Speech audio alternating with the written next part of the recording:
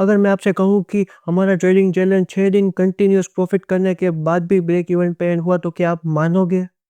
और सबसे शॉकिंग बात तो ये है कि हमने कोई गलत ट्रेस नहीं ली है, फिर भी हमारा चैलेंज ब्रेक इवन के साथ एंड हो रहा है। ये वीडियो प्रॉफ़िट का नहीं, ट्रेडिंग की रियलिटी का है। मैंने एक सिंपल सा चैनल लिया था इक्विटी में इंट्राडे ट्रेड करने का। हमारा स्टार्टिंग कैपिटल था 25,600 और हम सिर्फ़ और सिर्फ़ इक्विटी इंट्राडे में ट्रेड करने वाले थे। हर एक ट्रेडर को डिसिप्लिन के साथ जनरल में लिखता था और कोई रैंडम ट्रेड्स नहीं लेने थे। और हॉनेस्टली ये चैलेंज की स्टार्टिंग एकदम परफेक्ट हो गई थी। हमें 6 दिन लगातार प्रॉफ़िट हुआ। हर दिन कॉन्फिडेंस बिल्ड हो रहा था। ईएमए रिजेक्शन के साथ शॉर्ट मोमेंटम क्लीन सेटअप मिल रहे थे। एसेल प्रॉपर्ली मैं ट्रेल कर पा रहा था। चार्ट्स बोल रहे थे कि तू सही कर रहा है और यहीं पे आता है सबसे डेंजरस फेज़।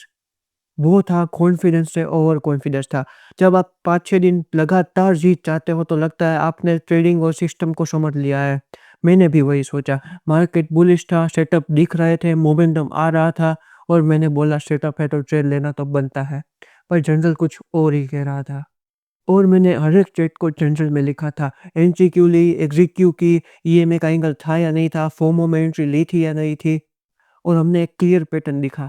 वो था हमारा शॉर्ट्स वाले ट्रेड में execution, psychology, risk reward ratio सब कुछ अच्छा था। पर हमारा बुलिश वाले ट्रेड्स में मार्केट बुलिश होने के बाद भी वीक फॉलो थ्रू के कारण हमारे स्टॉप लॉस हिट हो रहे थे।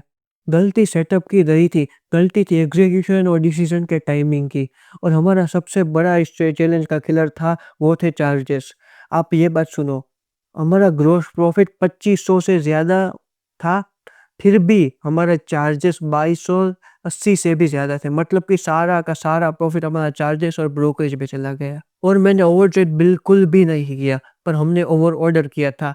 पैनिक एग्जिट, पार्शियल एग्जिट, गलती से ज़्यादा क्वांटिटी से एंटर कर देना और मार्केट को फ़र्क नहीं पड़ता हमारा सेटअप कितना भी सही हो।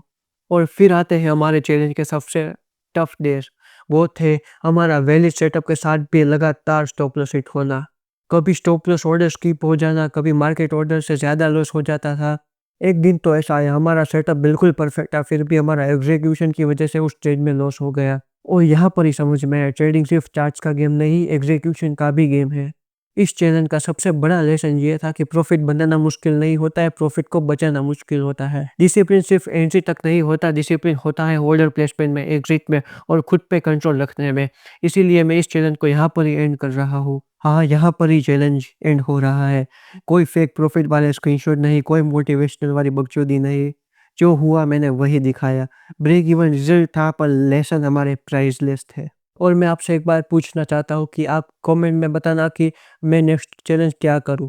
जो आप बोलोगे वही हमारा नेक्स्ट वीडियो होगा।